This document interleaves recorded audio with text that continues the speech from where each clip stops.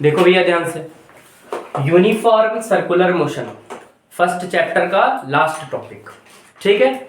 अब देखिएगा ध्यान से, क्या लिखी है डेफिनेशन, लिखा है the motion of a body on a circular path.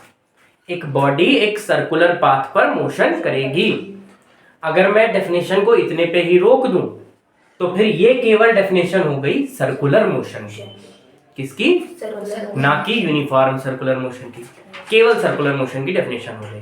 अगर आप बोलते हो motion of a body on a circular path, समझ गए कि एक सर्कुलर रास्ते पर, पाथ माने क्या होता है? रास्ता। एक सर्कुलर रास्ते पर अगर कोई बॉडी मोशन करती है तो ये कहलाता है सर्कुलर मोशन। क्या कहलाता है? Circular motion.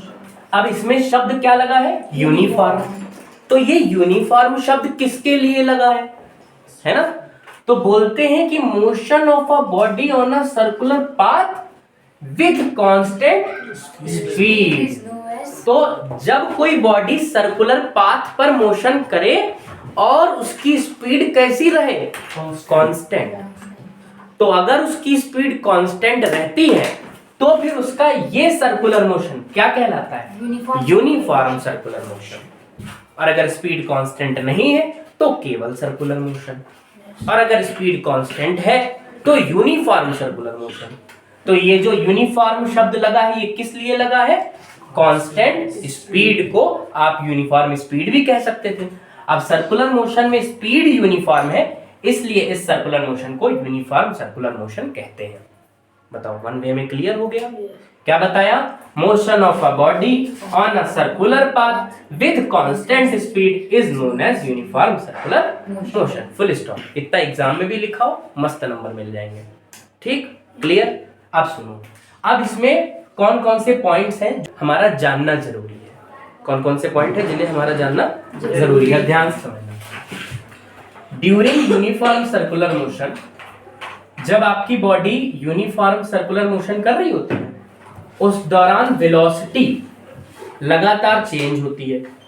Velocity changes continuously. Velocity लगातार क्या हो रही होती है? चेंज हो रही होती है। अब वेलोसिटी सर कैसे चेंज हो रही है? स्पीड तो सर कांस्टेंट है, स्पीड कांस्टेंट है और वेलोसिटी क्या हो रही है? चेंज। और वेलोसिटी क्यों चेंज हो रही है उसका कारण सुनो। सर जब बॉडी यूनिफॉर्म सर्कुलर मोशन करती है तो मान लीजिए बॉडी ए पर है। कहां पर है? ए। तो जब ये ऊपर की ओर भाग रही होगी तो जब ए पर आएगी तो इसकी वेलोसिटी की डायरेक्शन होगी ऐसे सामने। वेलोसिटी के ऊपर मैंने एरो बना दिया। क्यों बना दिया? क्योंकि वेलोसिटी कौन सी क्वांटिटी है? वेक्टर क्वांटिटी है। और दुनिया की कोई भी वेक्टर क्वांटिटी जब भी लिखो तो उसके ऊपर एरो बना दो। जैसे फोर्स है तो फोर्स के ऊपर एरो क्यों बनाते हैं? क्योंकि फोर्स वेक्टर क्वांटिटी है। समझ गए? इसी प्रकार डिस्प्लेसमेंट के ऊपर क्या बना देते हैं? एरो। क्यों? क्योंकि डिस्प्लेसमेंट वेक्टर क्वांटिटी। अब आगे बात पे आते हैं अपनी। तो कोई बॉडी यूनिफॉर्म सर्कुलर मोशन कर रही थी, जब वो ए पर आएगी तो उसकी वेलोसिटी की डायरेक्शन किधर होगी? सामने।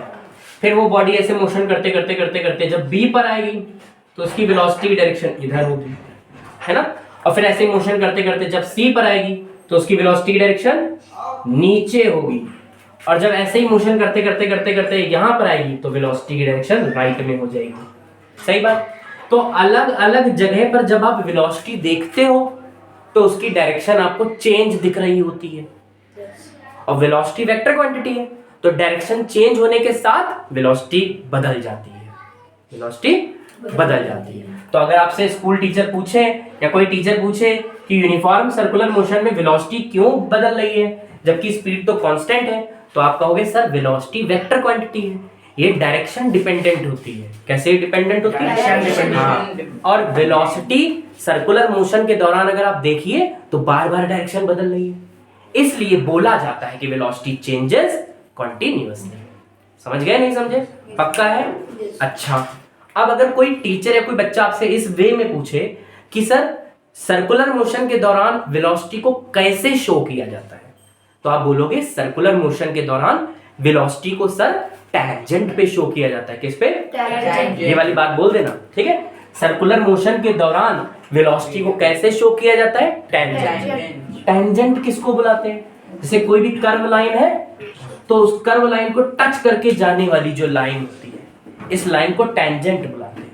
अब आप सर्कुलर मोशन पे देख लो, तो उसमें देखो हर जगह पे वेलोसिटी टच करके दिखाई जा रही है ना। वेलोसिटी डायरेक्शन को कैसे दिखाया जा रहा है, एक लाइन से दिखाया जा रहा है और वो लाइन सर्कल को क्या कर रही है, टच कर रही है। तो इसका मतलब वेलोसिटी सर्कुलर मोशन के दौरान कैसे दिखाई जाती है, टेंजेंट के फॉर्म में दिखाई जाती है। क्लियर है, कोई प्रॉब्लम? अच्छा, और बात कर लेते हैं आगे। अब समझिए सर, वेलोसिटी लगातार चेंज हो रही है। हाँ भैया, चेंज हो रही है। तो सर ये बताइए कि वेलोसिटी चेंज होने से क्या प्रोड्यूस होता है? एक्सीलरेशन प्रोड्यूस होता है। क्या प्रोड्यूस होता है? एक्सीलरेशन। तो वेलोसिटी चेंज होने से एक्सीलरेशन प्रोड्यूस होता है। तो सर यहां पर भी तो एक्सीलरेशन होता होगा कि नहीं होता होगा, बताओ। तो acceleration produced having direction. Acceleration की डायरेक्शन किधर होती है सर? एक्सीलरेशन प्रोड्यूस तो हो जाता है, लेकिन एक्सीलरेशन की डायरेक्शन किधर होती है?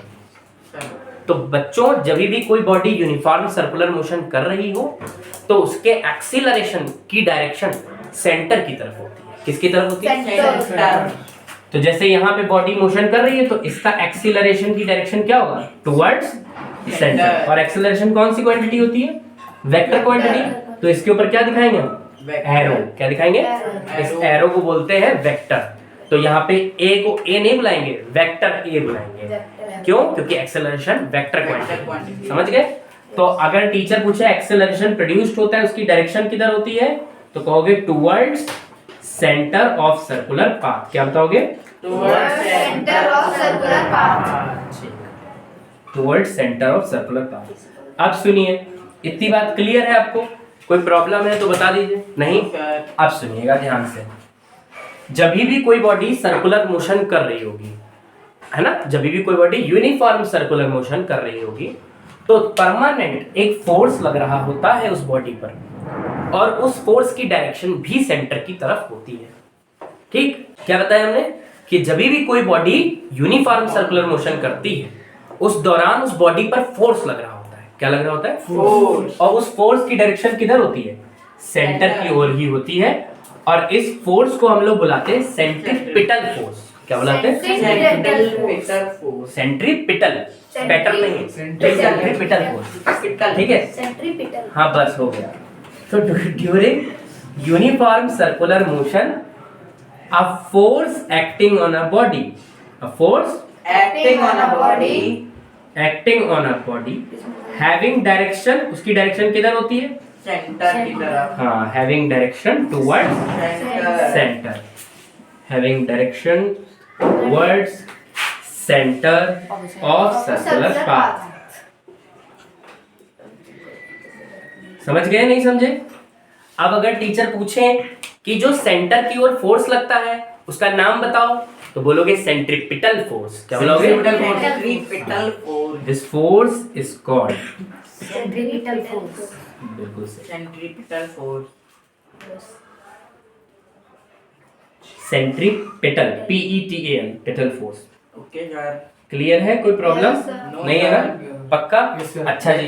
और अगर टीचर पूछे ये जो एक्सीलरेशन है इसको क्या बुलाओगे, तो कह दो it is called centripetal acceleration. समझ गए? Centripetal acceleration। Centripetal this acceleration is called centripetal acceleration.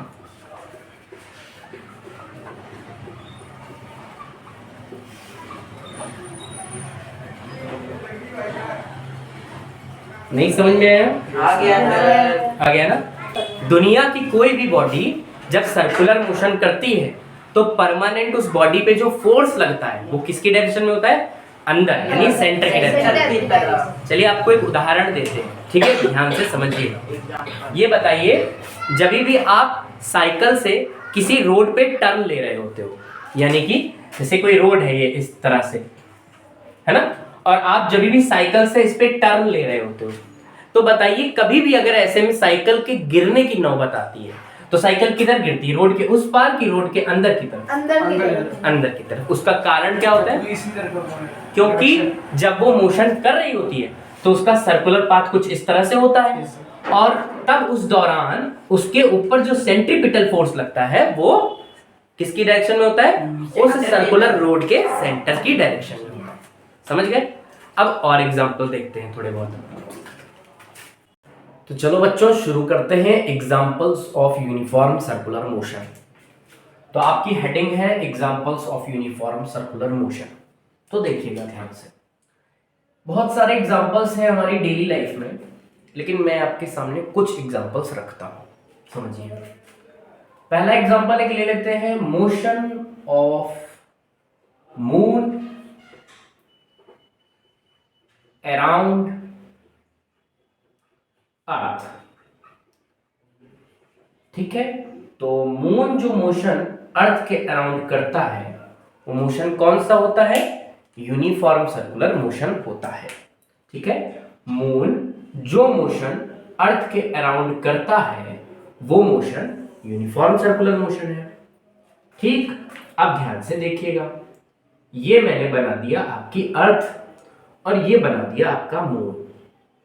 आपको पता है मून को हम लोग नेचुरल सैटेलाइट ऑफ अर्थ बुलाते हैं। क्या बुलाते हैं? Natural satellite of earth. Moon को बुलाया जाता है नेचुरल सैटेलाइट ऑफ अर्थ। समझ रहे हैं ना? अब मून जो है वो एक फिक्स्ड रास्ते पर, एक फिक्स्ड पाथ पर अर्थ के अराउंड चक्कर लगाता है और इसकी स्पीड जो है वो कांस्टेंट रहती है। तो इसलिए यहां पर जो मून का मोशन होता है वो यूनिफॉर्म सर्कुलर मोशन होता है। अब इंग्लिश में क्या लिखेंगे? तो हेडिंग डाल दीजिएगा मोशन ऑफ मून अराउंड अर्थ और इसमें लिखिएगा moon revolving around earth in a fixed circular path with a constant speed, comma लगाइएगा, therefore the motion of moon is known as uniform circular motion, full stop। Number पूरे मिल जाएंगे। ठीक है, अब ध्यान से सुनिए, बहुत अच्छे कहते हैं सर यूनिफॉर्म सर्कुलर मोशन कर रहा है मून। ठीक है, अब ये बताइए कि यूनिफॉर्म सर्कुलर मोशन के दौरान मून के पास सेंट्रीपिटल फोर्स कहां से आ रहा है? मून के पास सेंट्रीपिटल फोर्स कहां से आ रहा है? अभी अभी आपने बताया जब भी कोई बॉडी यूनिफॉर्म सर्कुलर मोशन करेगी तो उस बॉडी पर परमानेंट सेंट्रीपिटल फोर्स एक्ट करेगा, उस बॉडी पर परमानेंट सेंट्रीपिटल फोर्स लगेगा। तो यहां पर जो मून है, मून पे सेंट्रीपिटल फोर्स कहां लग रहा है दिखाइए।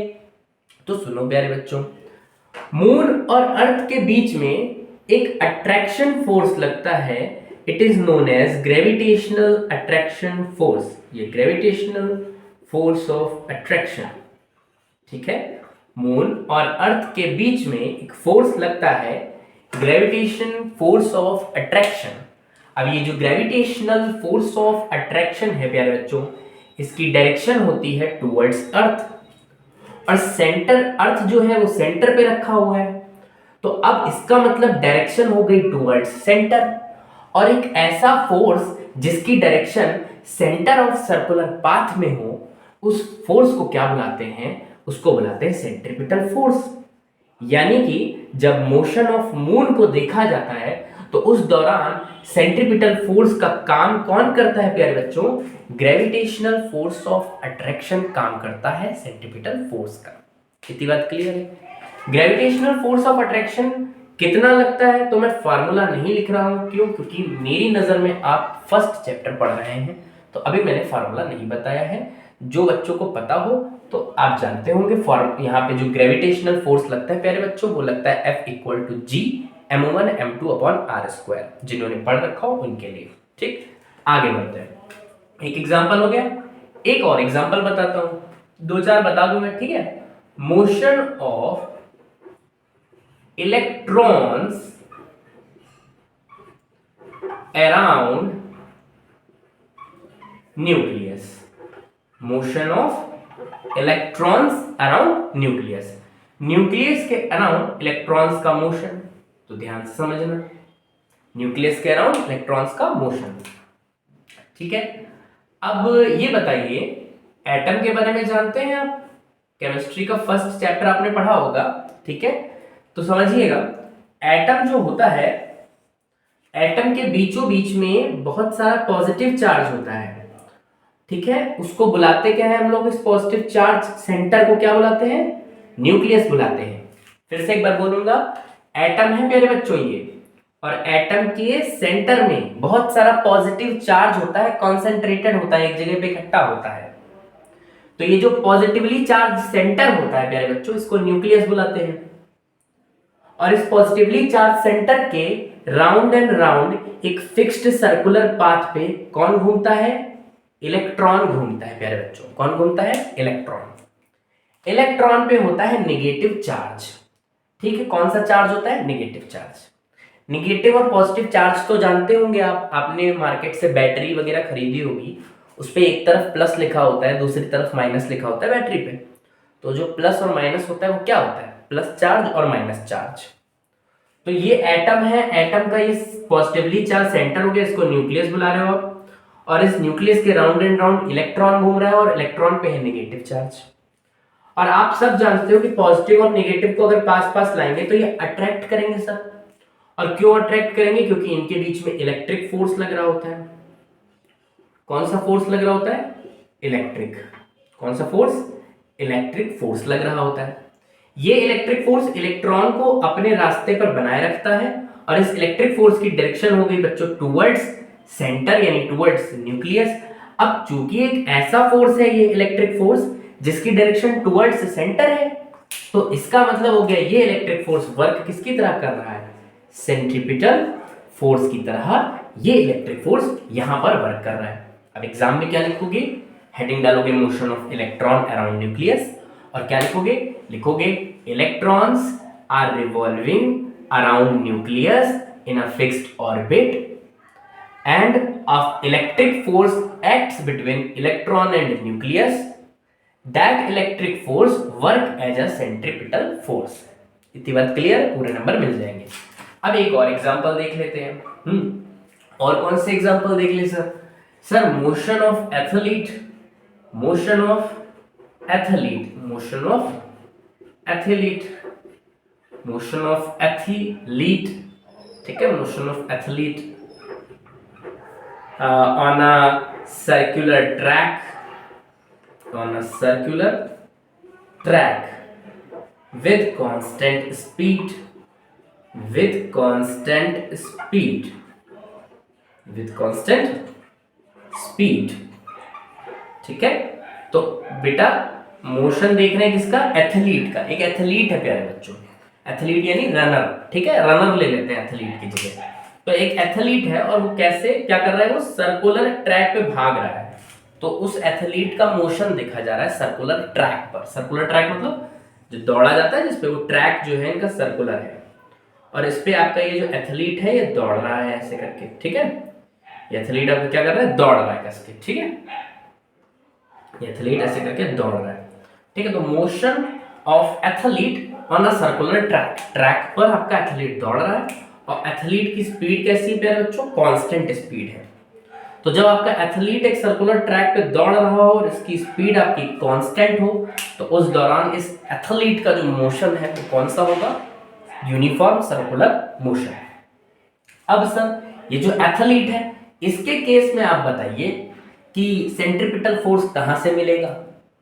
तो प्यारे बच्चों जब एथलीट मोशन करता है तो एथलीट के जूतों के बीच और ये सर्कुलर ट्रैक की जो रोड है इसके बीच, तो जूते और रोड के बीच में लग रहा होता है प्यारे बच्चों फ्रिक्शन फोर्स। क्या लग रहा होता है?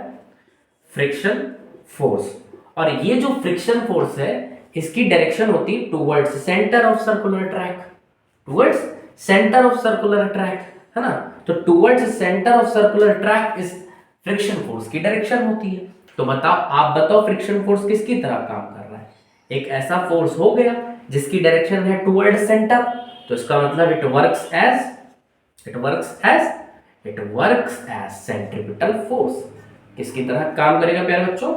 सेंट्रीपिटल फोर्स की तरह। अब एग्जाम में क्या लिखोगे? तो हेडिंग डालोगे motion of athlete on a circular track with constant speed, और फिर जो मैं बोल रहा हूं वो लिख दो, कॉपी पे लिखो।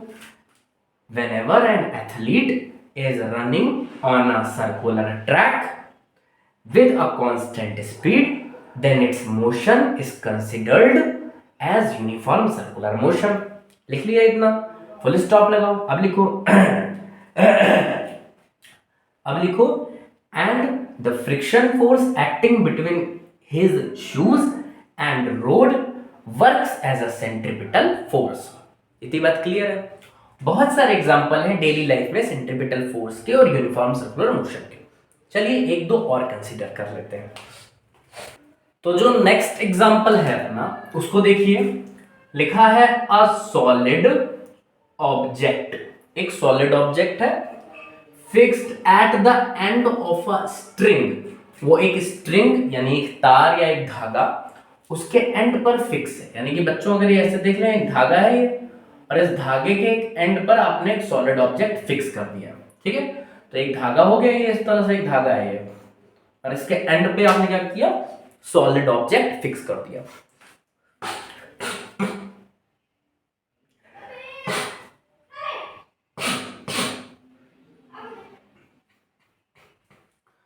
A solid object fixed at the end of a string, एक स्ट्रिंग के एंड पे ये सॉलिड ऑब्जेक्ट फिक्स है, and whirled on a horizontal circle. मतलब इसको ऐसे ही टांग नहीं देना है, ठीक है। इसका एक एंड तुम हाथ में पकड़ लो, ये वाला सिरा, और ऐसे करके धागे से पकड़ लिया और ये बॉब ऐसे लटक रहा है। अब इसको यूं पकड़ो और ऐसे ऐसे चलाना शुरू करो। तो जब यूं ऐसे ऐसे ऐसे ऐसे चलाना शुरू करोगे तो इसका मोशन कुछ इस तरह से होने लगेगा। कैसा? कुछ ऐसा मोशन होने लगेगा इसका, ठीक है। और यहां पर आपका हाथ होगा, इस स्थान पे आपका हाथ होगा, और आपके हाथ से बंधी होगी रस्सी, और ये रस्सी यानी स्ट्रिंग, और ये होगा वही आपका सॉलिड वाला बॉब, ठीक है। और ऐसे करके आपको मोशन कराना है। तो जो आप ऐसे करके मोशन कराओगे तो आप देखोगे जो गोल बनेगा, गोला बनेगा, वो कैसा बनेगा, ऐसे हॉरिजेंटल बनेगा। हॉरिजेंटल मतलब होता है लेटा लेटा गोला बनेगा, है ना, ऐसा ऐसा। और वर्टिकल बने कैसा होता है, ऐसा ऐसा गोला बनेगा। लेकिन ऐसा ऐसा नहीं बनाना है, ऐसा ऐसा गोला बनाना है। तो यूं पकड़ना है और ऐसे ऐसे ऐसे करके घुमाना है, और तेजी से, और बिल्कुल ये जो बॉब है ऐसा सर्कुलर पाथ गेन कर लेगा ना, वो सर्कुलर पाथ गेन कर लेगा। वो भी कैसे circular path, horizontal circular path. और जब ये ऐसा हॉरिजेंटल सर्कुलर पाथ गेन करेगा तो ये आपका सेंटर होगा, ये वो सॉलिड ऑब्जेक्ट जिसको आप बॉब बुलाते हो वो होगा, और ये आपकी स्ट्रिंग होगी, है ना। और फिर ये जो बॉब का मोशन होगा, इसका ये जो मोशन है, this motion is called uniform circular motion. इसका ये जो मोशन है प्यारे बच्चों, कौन सा मोशन होगा, यूनिफॉर्म सर्कुलर मोशन होगा। और आपको पता है ये जो सॉलिड ऑब्जेक्ट है यानी ये जो बॉब है, इस बॉब को इस तार में पकड़े रखा है। तो इस तार में एक आ जाता है तनाव।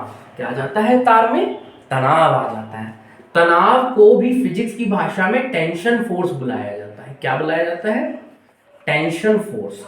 और आपको पता है इस टेंशन फोर्स की डायरेक्शन किधर है, इस सेंटर की तरफ। जिस सेंटर पे आपका हाथ है, जिसमें आपके धागा पकड़े हुए हो आप, ठीक है। तो ये जो सेंटर है इसकी डायरेक्शन में क्या होता है, टेंशन फोर्स की डायरेक्शन।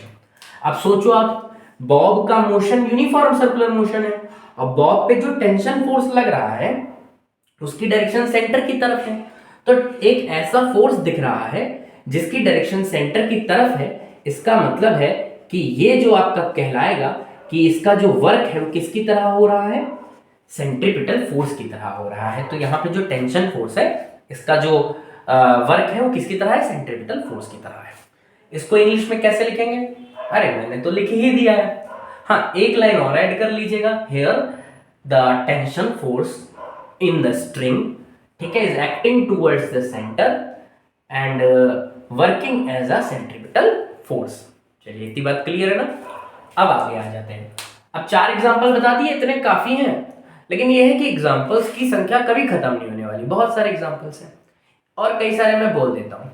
घड़ी की सुई होती है, minute hand of a clock, ठीक है, या कोई भी second hand of a clock या आवर हैंड, जो भी आपका मन करे। अब minute hand of a clock ले लीजिए और केवल उसकी टिप की बात करिए। किसकी बात करिए, टिप की। तो the tip of minute hand of a clock, केवल टिप की बात करिए। अगर tip of minute hand of a clock, तो आप बताइए उसकी जो टिप है वो कैसा मोशन करती है, वो यूनिफॉर्म सर्कुलर मोशन तो करती है। जैसे ये मिनट हैंड है तो इसकी जो टिप होगी केवल ये वाली टिप, अब देखोगे तो ये पूरा चक्कर लगा करके अपने स्थान पे वापस लौटेगी। तो इसका ये मतलब है कि इसकी जो टिप है उसने कौन सा मोशन परफॉर्म किया, उसने यूनिफॉर्म सर्कुलर मोशन ही तो परफॉर्म किया कि नहीं, बताओ। अच्छा, यूनिफॉर्म सर्कुलर मोशन ही तो परफॉर्म किया है, बात की नहीं। कई और प्रकार के आपको डेली लाइफ में बहुत एग्जांपल दिख जाएंगे। चलिए, और बहुत सारे एग्जांपल है। आपका सीलिंग फैन है घर में, अपने छत पे देखो, अपने सर पर उठाओ, देखो छत पे लगा है पंखा, सीलिंग फैन है। सीलिंग फैन का जो ये फेदर होता है, उस फेदर के एंड में जाओ और एक एप्पल चिपका दो फेविकोल से, और फिर सीलिंग फैन ऑन करो। अब ये बताओ, ये जो एप्पल है ये कौन सा मोशन करता दिख रहा है? तो यूनिफॉर्म सर्कुलर मोशन ही तो करता दिख रहा है। तो ऐसे हमारी डेली लाइफ में प्यारे बच्चों बहुत सारे एग्जाम्पल होते हैं जो यूनिफॉर्म सर्कुलर मोशन को परफॉर्म करके दिखाते हैं। देखने का नजरिया चाहिए। तो अगर आपको ये कॉन्सेप्ट समझ में आ गया हो, जो कि मैंने सिर्फ क्लास 9th और 10th के हिसाब से बनाया था, ठीक है, तो अगर आपको ये समझ में आया हो, अच्छा लगा हो, तो चैनल को सब्सक्राइब कर दीजिएगा, बेल आइकन दबा दीजिएगा। क्यों दबा दीजिएगा? कारण है, नेक्स्ट वीडियो की नोटिफिकेशन मिलेगी। ये चैनल है ना जो आपका प्रैक्टिस मास्टर, इस पे मैं करता क्या हूं, मैं आपके जो एग्जाम्स आते हैं तो मैं आपके हर एक चैप्टर में से जितने भी इंपॉर्टेंट क्वेश्चंस होते हैं जो एग्जाम ओरिएंटेड है, जो आपके एग्जाम में पूछे जा सकते हैं, अब वो आपका यूनिट टेस्ट हो, फॉर्मेटिव असेसमेंट हो, पीरियोडिक टेस्ट हो या एनुअल एग्जाम हो, तो उसमें जो ये आपके क्वेश्चंस पूछे जाते हैं, तो जो मैं यहाँ पे इंपॉर्टेंट चैप्टर्स कराता हूँ उन्हीं में से सवाल आते हैं आपके एग्जाम्स में। ऐसा मैं नहीं कह रहा, ऐसे बोर्ड्स के एग्जाम पेपर्स कहते हैं। समझ रहे हैं आप? एसिड बेस एंड सॉल्ट की मैंने एक वीडियो बना रखी चैनल पे, देखिएगा, क्लास 10th बोर्ड्स के लिए। और सीबीएसई 10th बोर्ड में जितने भी सवाल आए हैं acid base and salt chapter के, वो सब मेरी वीडियो से एक्सट्रैक्ट हुए। नेटल लीव्स के बारे में किसी ने सोचा नहीं होगा, नेटल लीव्स का भी सवाल आया और वो मैंने पढ़ाया था अपनी वीडियो में। समझ रहे हैं?